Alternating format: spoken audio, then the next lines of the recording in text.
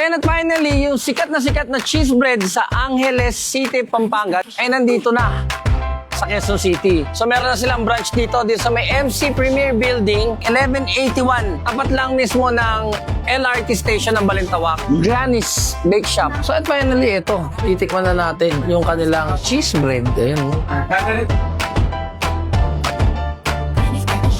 Malasang-lasa mo yung cheese, hindi tinipid. Ayan, malambot yung bread niya. Cheese roll. Ayan. Ang ganda ng packaging. Balot na balot siya. So sweet, tapos malambot yung bread niya. Pakita ko lang sa inyo kung gaano kalaki yung cheese niya. So next naman natitikman natin, itong kanilang Spanish bread. Ayan, nakita niyo naman, painit pa. At isa sa mga bagong product ay itong kanilang lengua de gata. Napaka-milky. Paborito snacks ng mga anak ko. Granny's Special Brownies. Tikman natin. Chewy yung yung loob.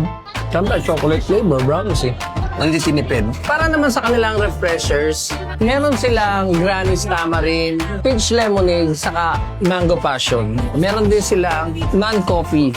So, sa lahat po ng followers, tikman niyo po and try si Granny's Bake Shop. Open na po kami on August 6, 2026.